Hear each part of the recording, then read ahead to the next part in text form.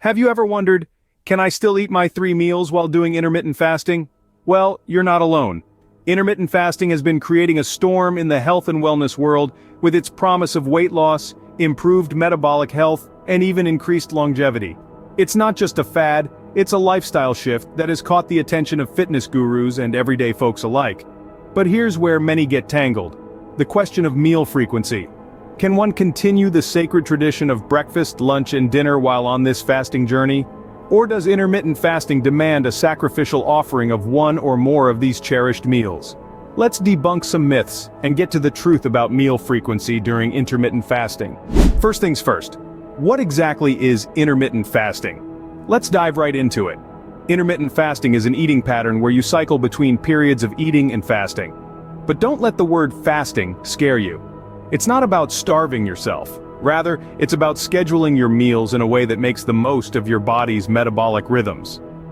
There are several methods of intermittent fasting, each with its own unique eating and fasting windows.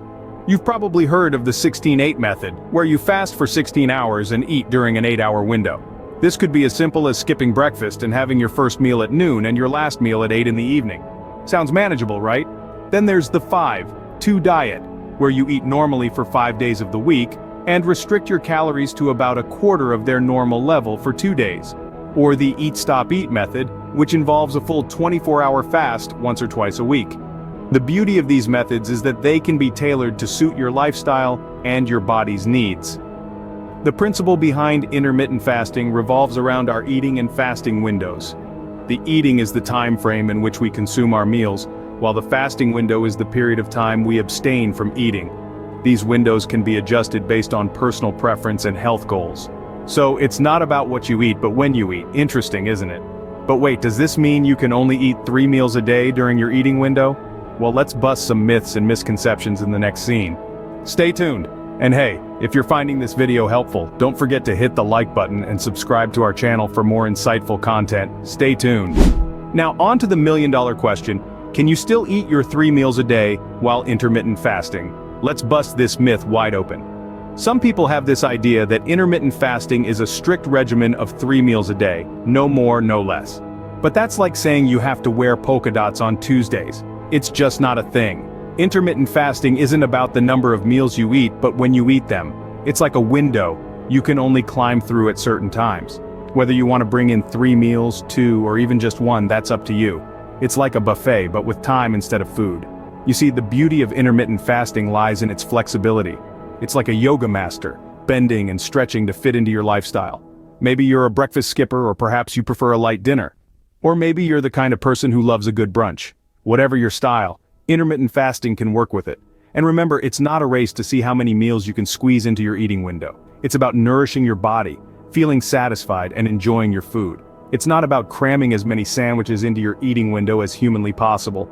Unless, of course, they're really good sandwiches, so yes, you can have your 3 meals, 2 meals, or even 1, if that's what suits you.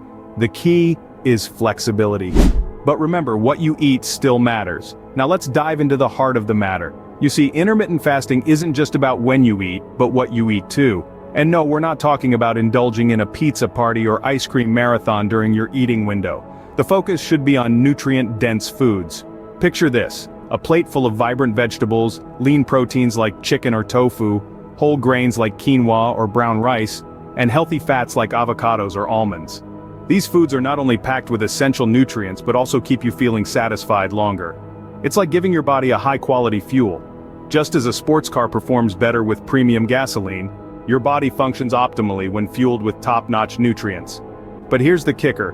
Portion control is just as important as the quality of your food. You might be thinking, I'm fasting, I can eat as much as I want during my eating window, right?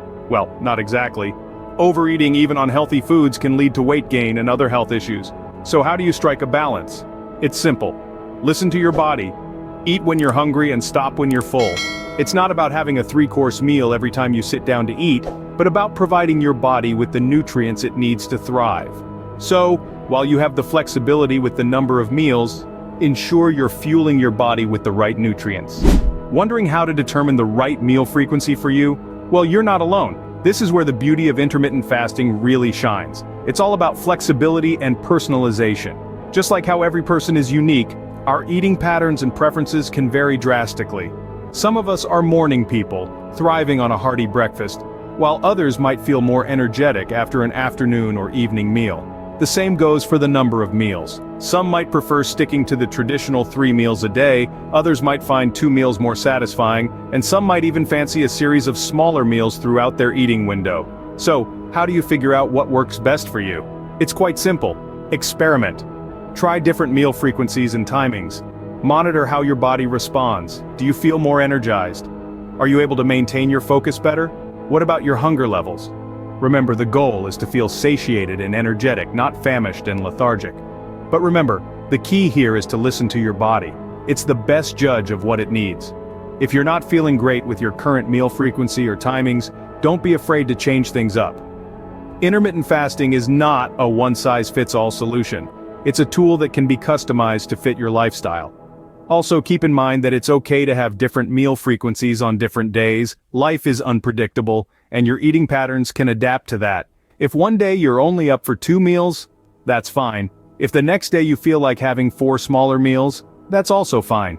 The flexibility of intermittent fasting allows you to accommodate these fluctuations. Remember, the best diet is the one that you can stick to, so find your rhythm. So let's wrap it up, shall we? We've taken quite a journey today, diving deep into the world of intermittent fasting. We've seen how it's not just about the when, but also the what and how many. Remember, intermittent fasting isn't a strict 3 meals a day rule. It's more like a choose-your-own-adventure book. You can have 2, 3, or even more meals during your eating window. The key is to listen to your body and align your eating patterns with your personal schedule and goals. We also talked about the importance of quality in your meals. It's not just about filling your stomach, it's about nourishing your body. Emphasize on nutrient-dense foods. Think lean proteins, healthy fats, and fiber-rich carbs. And let's not forget portion control. It's easy to overeat when you're only eating a few times a day, so keep an eye on those servings. But perhaps the most important thing we discussed today is the need for personalization and experimentation. Intermittent fasting isn't a one-size-fits-all solution. It's a flexible tool you can adapt to your needs. So, play around with it.